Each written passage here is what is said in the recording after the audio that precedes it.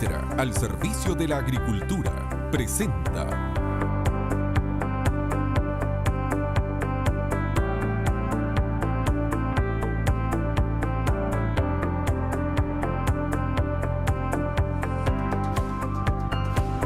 Campo Abierto Noticias.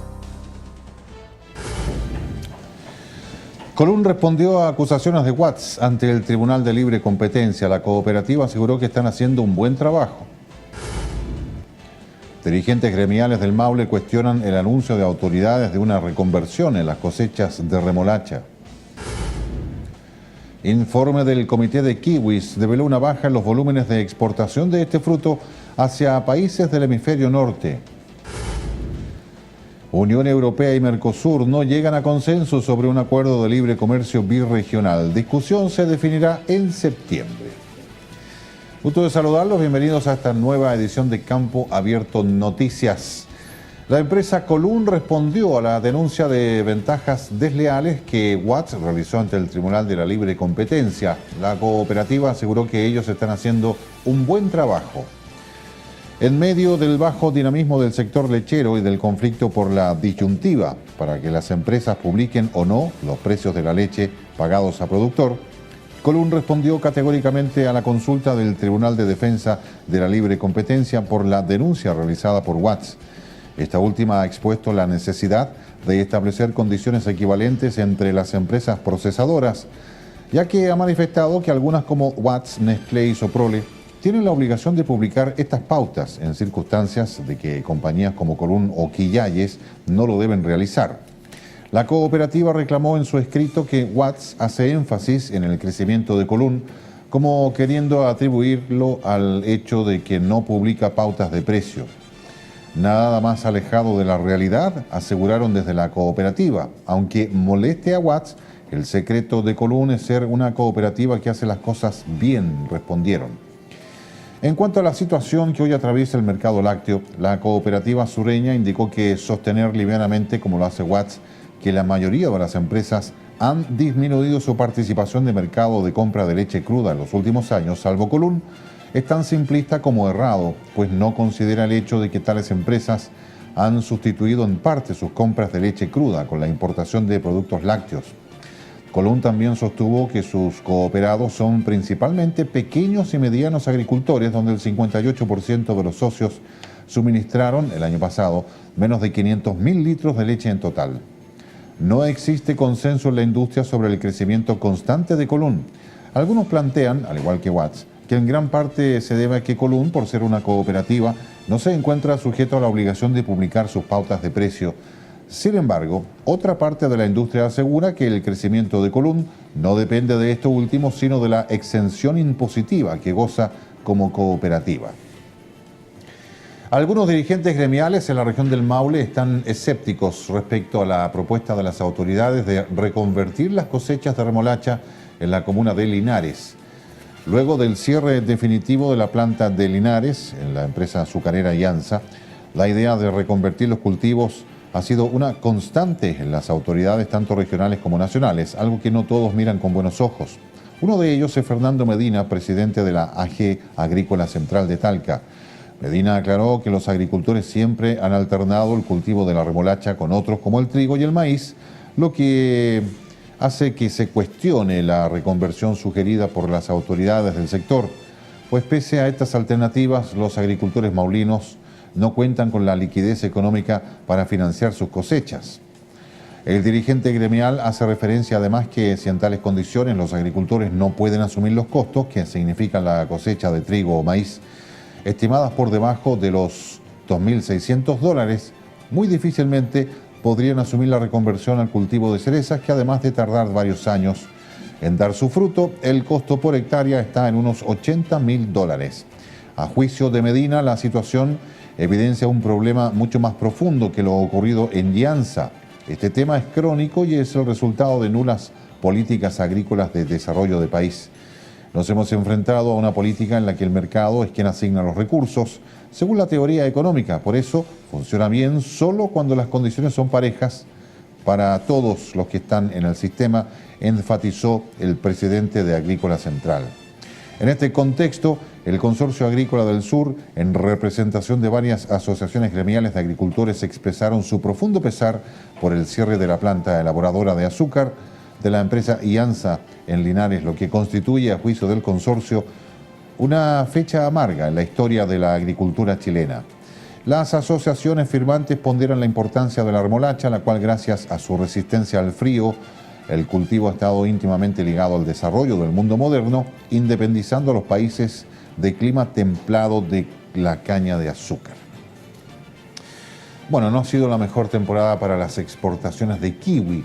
Un informe comercial dio cuenta que los volúmenes exportados desde Chile han disminuido. El Comité del Kiwi de Chile, en su último Crop Report, analizando la situación de la actual temporada de exportaciones, que dio cuenta que las frutas de temporada del hemisferio norte siguen manteniendo el protagonismo en los diversos destinos, afectando significativamente las ventas de la fruta chilena. Es por ello que los volúmenes exportados desde Chile han disminuido a la espera que mejoren las condiciones del mercado. El comité precisa que, dado los altos stocks, las ventas del hemisferio sur han sido más lentas de lo habitual, vendiéndose menos que al igual periodo de campaña del año pasado. El mayor abastecimiento también está afectando los precios, visualizándose un valor de mercado más bajo de lo esperado para los kiwis verdes. Nueva Zelanda ha presionado por mantener precios altos para los kiwis amarillos, mientras que los precios durante la última quincena han estado en promedio un 30% por debajo de 2017, destaca el informe.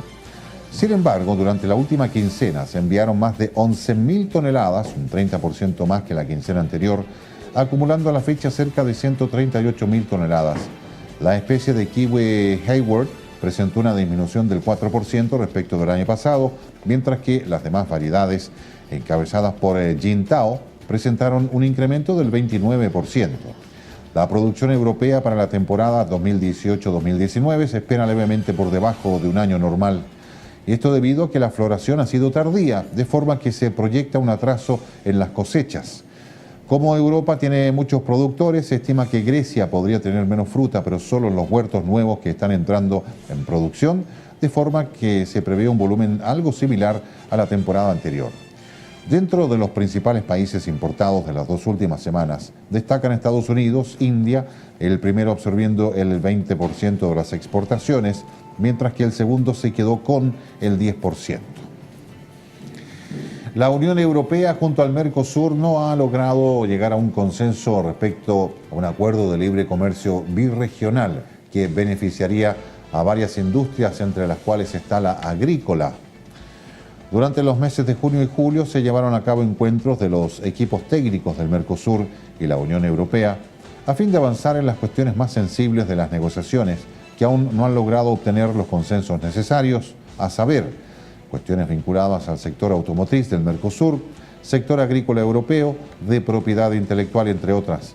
A las reuniones técnicas se sumaron encuentros entre los cancilleres del Mercosur y los comisarios europeos de comercio, Cecilia Malmström, y de Agricultura, Phil Hogan. También estuvieron presentes algunos ministros del Mercosur que habían participado previamente del encuentro entre la Unión Europea y la Comunidad de Estados Latinoamericanos y Caribeños en Bruselas. Tras un nuevo refuerzo por enviar una señal política en pos del acuerdo de libre comercio birregional, frente a las amenazas proteccionistas que genera la guerra comercial, no se obtuvieron resultados concretos. Y esto se debe a que existen visiones diferentes entre ambos bloques e incluso intrarregionalmente acerca de los resultados de los encuentros. Según un comunicado de prensa del Ministerio de Relaciones Exteriores y Culto, una vez concluida la última ronda, el canciller argentino remarcó que en esta etapa de las negociaciones se han cerrado gran cantidad de temas y efectuado avances fundamentales en otros, resaltando que los bloques se encuentran frente a una etapa final de las discusiones que continuarán y podrían definirse con posterioridad al receso del verano europeo. Sin embargo, desde Brasil tienen una visión menos optimista que en Argentina. Desde el gigante sudamericano afirman que el Mercosur amplió su oferta en el sector automotriz, servicios e indicaciones geográficas a fin de avanzar hacia el cierre del acuerdo, pero los europeos no presentaron una contrapropuesta en materia agrícola. Afirmar una fecha de cierre parece un tanto arriesgado, tomando en consideración que ya se han anunciado el cierre de más de una oportunidad y aún resta alcanzar consensos en los temas más sensibles. Habrá que esperar a ver qué ocurre durante el próximo encuentro pautado para septiembre en Montevideo, Uruguay. La rotación de cultivos, la protección del suelo y la fertilización con tasa variable son las características del trabajo de Ener Sánchez, un brasilero que hace 21 años echó raíces en Bolivia y que encontró el modo de hacer sostenibles los cultivos en la región tropical del país. Vamos a ver los detalles en el informe de la agencia EFE. Ener Sánchez Fluminense es un brasileño que hace 21 años echó raíces en Bolivia y que encontró el modo de hacer sostenibles los cultivos en la región tropical del país. Brasileño es propietario de 2.500 hectáreas en el municipio de San Pedro, del departamento oriental de Santa Cruz, y con el paso de los años ha encontrado los modos para desarrollar la producción de maíz, caña, trigo, soya y sorgo, entre otros cultivos. Logo que llegamos, pensamos con la siembra directa. Después ya implementamos rotación de cultivos, porque cuando usted hace agricultura en clima tropical, nosotros tenemos actividades todo el tiempo, todo el año. Sánchez Fluminense señaló que una de sus máximas es hacer lo más sostenible posible el trabajo de los cultivos. Entonces la primera cosa que tienen que pensar es proteger el suelo, o sea, con cobertura, con cultivos. Con cultivos verdes que solo tiene que estar cubierto todo el tiempo. No se puede estar con el suelo desnudo. La rotación de cultivos ha hecho que en la región tropical de Bolivia se genere al menos 2 ciclos agrícolas. Sánchez destacó que con este método se protege la humedad del suelo y cada planta, mediante un proceso propio, capta los nutrientes que necesita para crecer y dar su fruto. Un suelo desnudo es pura evaporación. Ven el calor y lo saca todo el agua de ahí. Y el cultivo lo controla eso. Cultivo verde, cualquier cultivo que sea mucho más eficiente en el manejo de agua que hay en el suelo. Este brasileño, que también adoptó la nacionalidad boliviana, consideró que en la agricultura la técnica y la tecnología hay que aplicarlas sí o sí y que se trata de un proceso de evolución en el que cada día se aprende y se va conociendo su chaco o terreno.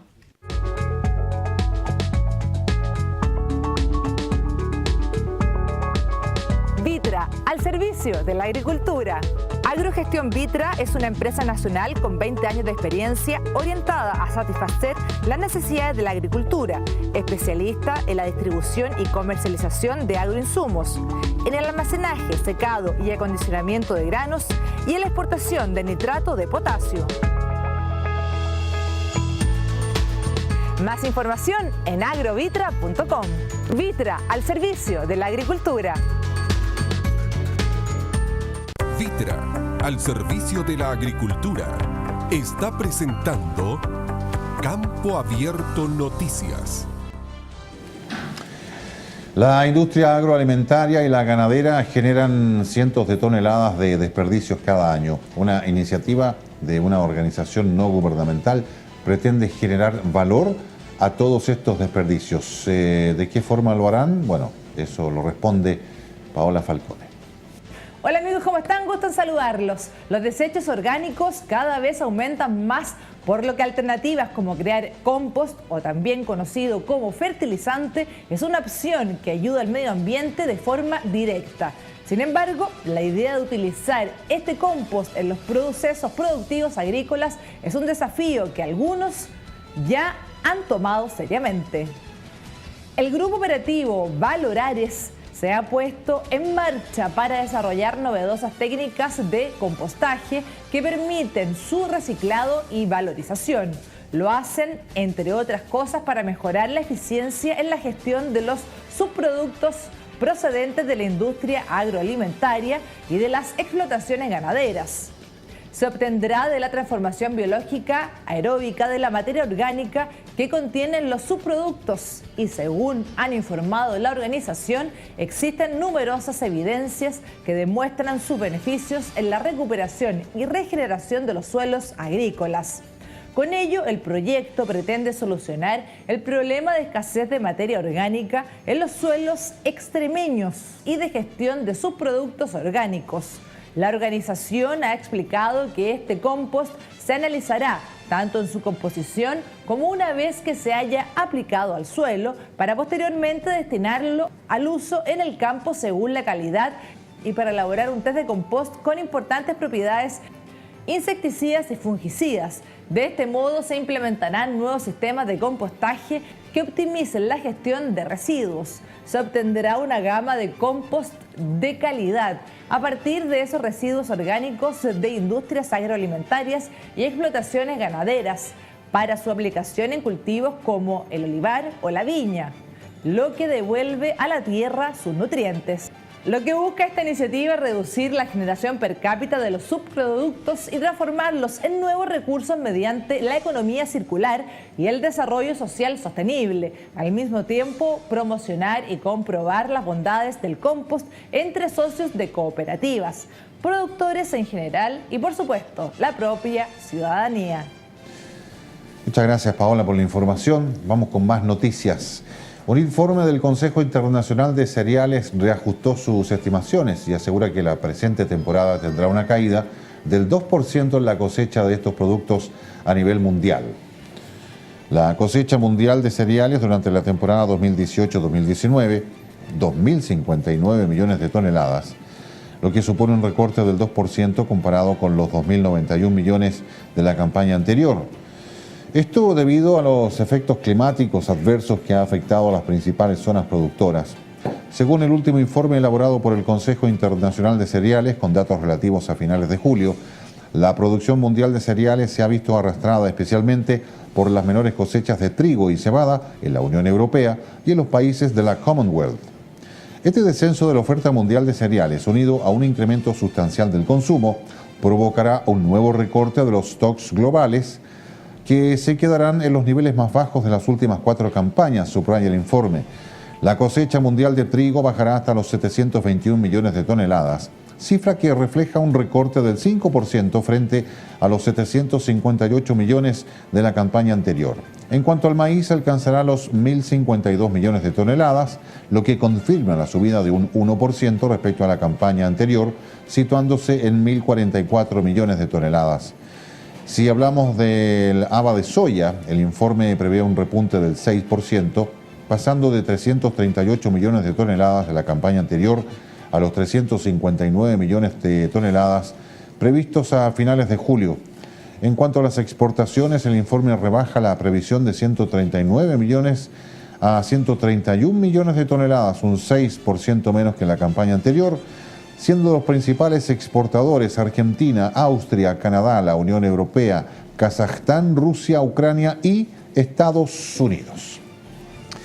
Vamos a revisar los indicadores económicos para el día de hoy y también vamos a la pausa.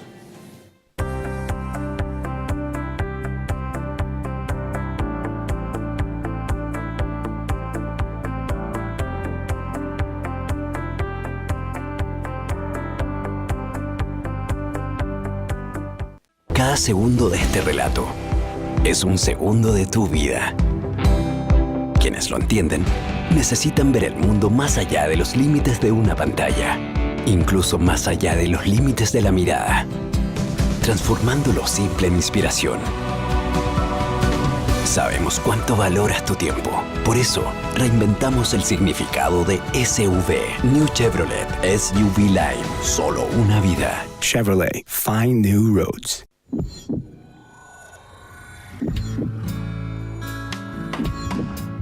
Cuando construyes, reparas, arreglas, cercas o alambras, necesitas productos de calidad y confianza para que tu trabajo quede bien hecho y dure mucho tiempo. Inchalam, en el corazón de los chilenos. Productos hechos por chilenos. Inchalam, calidad certificada, está presentando Campo Abierto Noticias. Ya estamos de regreso con más noticias de la actualidad nacional. Los precios de la telefonía móvil podrían sufrir una reducción muy importante. Esto tras una propuesta que 3 de las principales compañías presentaron a la Subtel para que ésta fije los precios hasta 2021.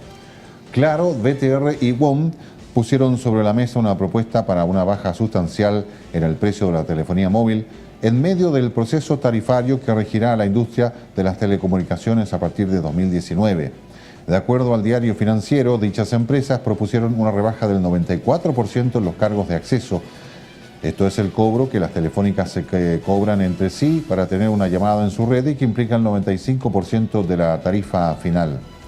Sin duda se trata de un cambio inédito, considerando que en el último proceso, en 2014, la reducción fue del 73%, lo que dejó el precio en 8,76 pesos el minuto.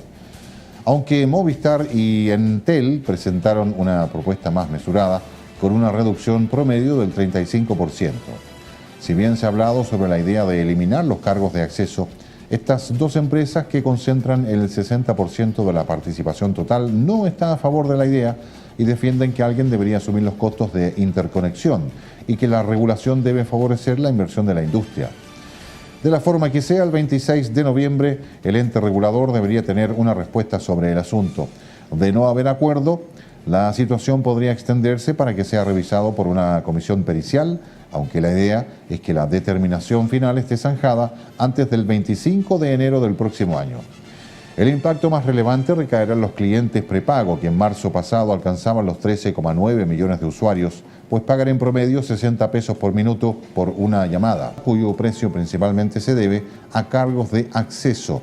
En tanto, en menor medida, también se espera que la situación beneficie a los 10 millones de usuarios con contrato, pese a que actualmente se ofrecen paquetes con minutos ilimitados. Esto traerá el efecto positivo de mayor competencia, que se traducirá en mejores beneficios y servicios para los usuarios, aseguró la subsecretaria de Telecomunicaciones, Pamela Gidi. El presidente Sebastián Piñera presentó en una actividad en el Palacio de la Moneda los compromisos para reforzar la calidad de vida de los niños y adolescentes del Sename.